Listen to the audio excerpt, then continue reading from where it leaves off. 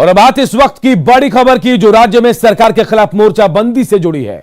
High school शिक्षक नियुक्ति से वंचित अभ्यर्थियों ने नियुक्ति की मांग को लेकर अपना आंदोलन तेज कर दिया है। अभ्यर्थी मंत्रियों के आवास का घेराव कर रहे हैं और उनसे गुहार लगा रहे हैं। इसी कड़ी में सैकड़ों अभ्यर्थी आज प्रदेश के श्रम मंत्री सत्यानंद भोक्ता के आवास पहुंचे और अपनी नियुक्ति की मांग को लेकर मंत्री को ज्ञापन भी सौंपा है। इस दौरान मंत्री सत्यानंद भोक्ता ने उन्हें उनकी बात मुख्यमंत्री तक पहुंचाने का आश्वासन दिया। प्रदेश भर में हाई स्कूल के इतिहास और नागरिक शास्त्र के शिक्षक के पद के लिए 2016 में वैकेंसी निकाली गई। परीक्षा में 700 अभ्यर्थी सफल हुए, लेकिन तमाम प्रक्रियाओं को पूरा करने के बाद भी 2018 से अब तक शिक्षकों की नियुक्ति नहीं हो पाई है, जिससे अभ्यर्थी काफी नाराज हैं। जो मांग है कर्मचारी आयोग से लोग जल्द भी आ गया है, पास भी कर गए हैं।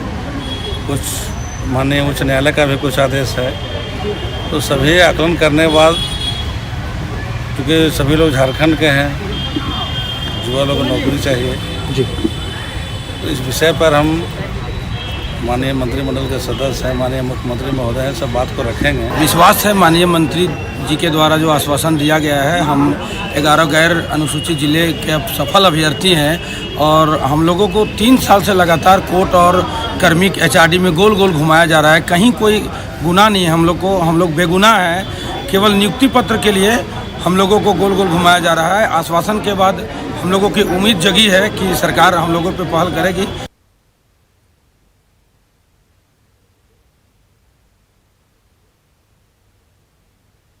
अन्नदाता से छलावा,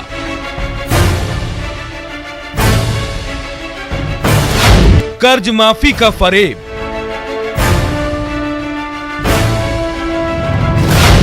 योजना पर ब्रेक, कागजों पर कर्ज माफी,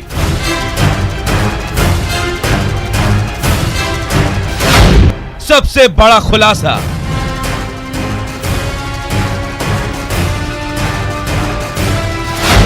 किसानों से धोखा। जी हां, झारखंड में कर्ज माफी के नाम पर किसानों से बड़ा धोखा हुआ है।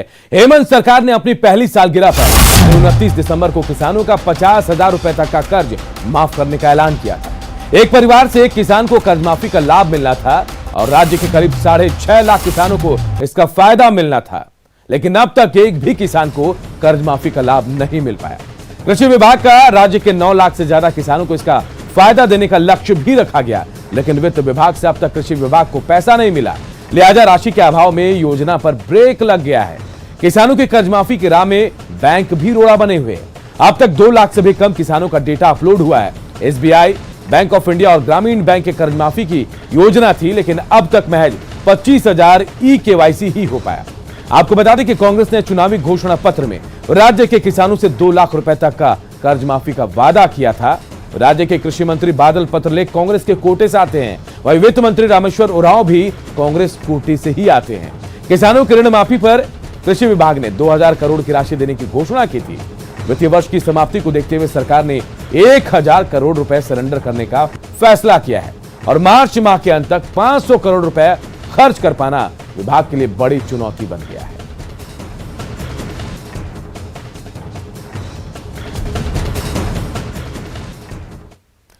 कल झारखंड हाईकोर्ट के पास पत्थलगड़ी की कोशिश करने वाले जतरा पहाड़ा के प्रतिनिधियों ने आज राज्यपाल से मुलाकात की और संविधान में शेड्यूल एरिया के तहत मिले अधिकार को लागू करने की मांग की।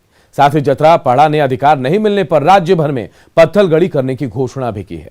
इनका कहना है कि अनुसूचित क्षेत्र में शासन का अधिकार सिर्फ आदिवासियों को है। जयपाल सिंह मुंडा राजा हो राजा, जयपाल सिंह मुंडा राजा, पारे जाके जयपाल सिंह मुंडा राजा झूलेना, जयपाल सिंह मुंडा राजा पर जाके झूलेना, आदिवासी बगीचा माँ बैसाला जयपाल सिंह मुंडा राजा। राजा हो राजा जयपाल सिंह मुंडा राजा परे जाके ही झूलेना।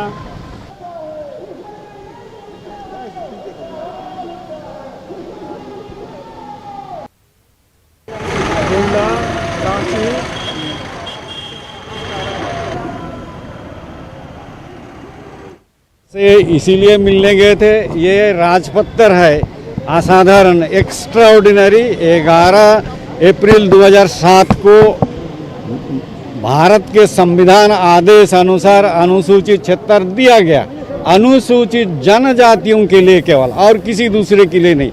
ये तुरंत प्रवृत्त होना था, ये नीचे लिखा ना तुरंत प्रवृत्त होना था, तो तुरंत प्रवृत्त नहीं हुआ, इसलिए उनको याद दिलाने गए थे इसका तुरंत प्रवृत्त हो, इमीडिएट विथ इमीडिएट इफेक्ट, लेकिन अभी तक नहीं हुआ। इसलिए इतनी बड़ी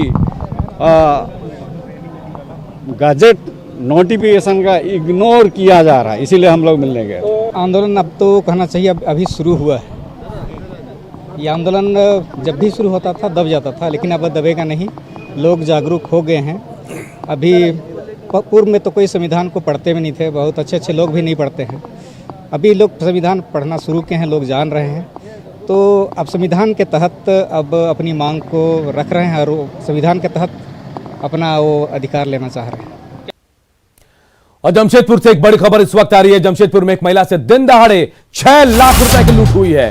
बाइक सवार अपराधियों ने इस वारदात को अंजाम दिया है। बताया जा रहा है कि बैंक में पैसा जमा कराने जा रही थी ये महिला और उसी दौरान इस वारदात को अपराधियों ने अंजाम दिया। बिष्टुपुर थाना क्षेत्र की घटना है। फिलहाल पुलिस पूरे मामले की छानबीन कर रही है। तो देखिए जमशेदपुर से बड़ी खबर, जहां 6 लाख रुपए की लूट हुई है।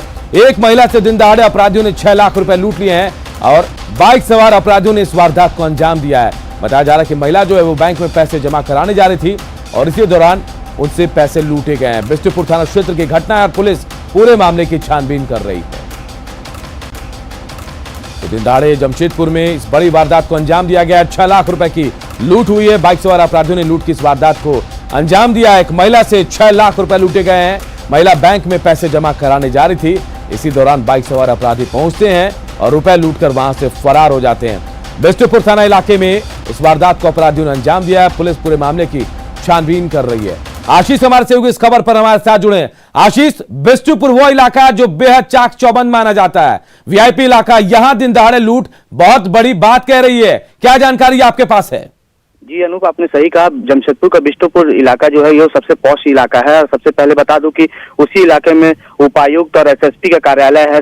तमाम जो बड़े आला अधिकारी है उनका आवास है। और इस तरह के दिन दहाड़े अपराधियों द्वारा बाइक सवार अपराधी जो 2 सवार थे वो महिला शिक्षिका से दिन दहाड़े 6 लाख की लूट कर आसानी से फरार हो जाते हैं। और पुलिस जो है मुख दर्शक बनी हुई है।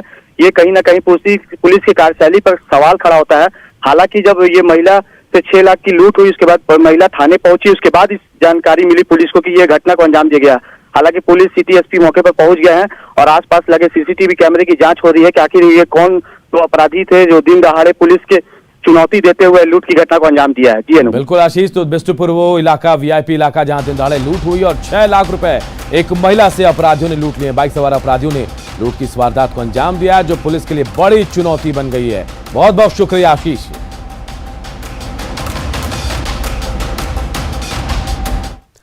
देवघर के मधुपुर विधानसभा क्षेत्र के लिए उपचुनाव की तिथि अब किसी भी समय घोषित हो सकती है। प्रशासनिक स्तर पर इसकी तैयारियां शुरू कर दी गई हैं, लेकिन चुनाव की अधिसूचना जारी होने से पहले यहां का सियासी पारा चढ़ने लगा है।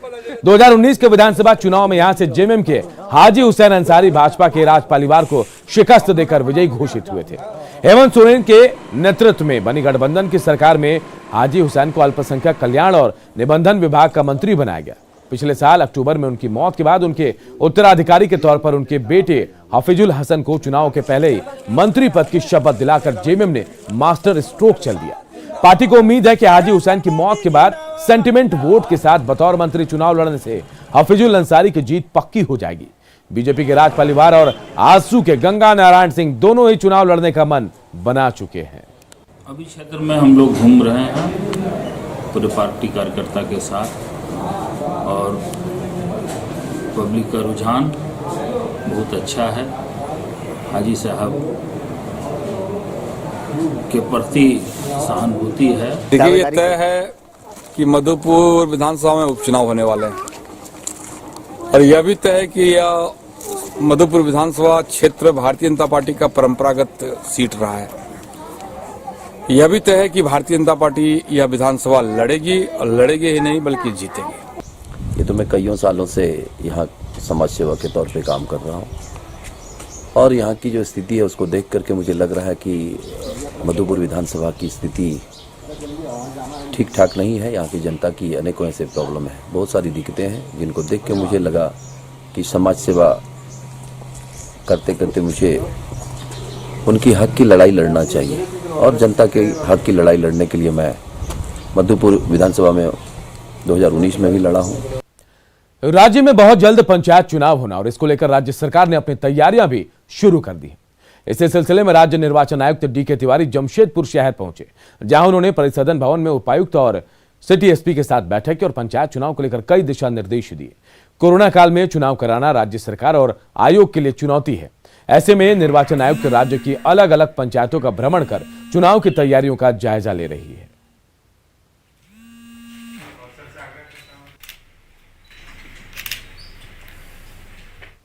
तैयारियाँ बहुत प्रारंभिक अवस्था में हैं और इसमें नियम के अनुसार बहुत सारे चरणों में विभिन्न तरह की तैयारियाँ होती हैं, जिसमें से एक एक क्षेत्र का सीमांकन कराना, फिर इसमें आरक्षण भी होता है विभिन्न श्रेणियों में, इसमें समय लगता है। तो हम लोगों का, सब लोगों का सामूहिक यही प्रयास होगा कि इस राज्य में जितना जल्दी हो सके। पलामू में एमएमसीएच के डॉक्टरों ने ओपीडी बंद कर दिया है। सुबह में एक डॉक्टर के साथ हुई मारपीट को लेकर ओपीडी बंद किया गया है। आरोपी की गिरफ्तारी और अस्पताल की सुरक्षा बढ़ाने की मांग पर डॉक्टर्स अब भी अड़े हुए हैं। ओपीडी बंद होने से मरीजों को काफी परेशानी हो रही है, लिहाजा मरीज के परिजन भी यहां हंगामा कर रहे हैं। आपको बता दें, एमएमसीएच के डॉक्टर रामशंकर के साथ कुछ लोगों ने मारपीट की थी। इलाज कराने आए कुछ लोगों ने उनके साथ बदसलूकी की।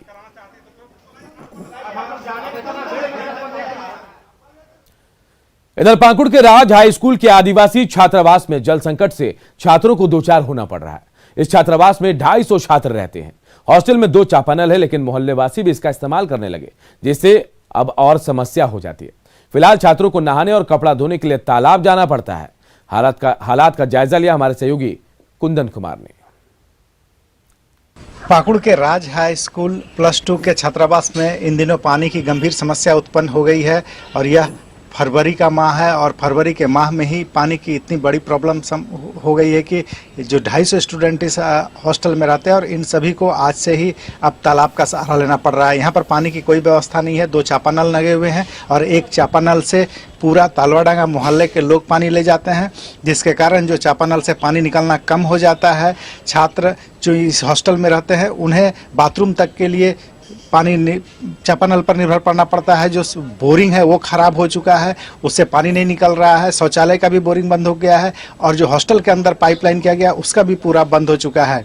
250 स्टूडेंट के सामने पानी की एक बड़ी समस्या उत्पन्न हो गई है। कुंदन कुमार, न्यूज़ 18, पाकुड़। सत्ता बदलते ही कोई खुशहाल गांव कैसे बदहाल हो जाता है, इसकी एक वानगी देखने को मिली दुमका के शिकारी पाड़ा में।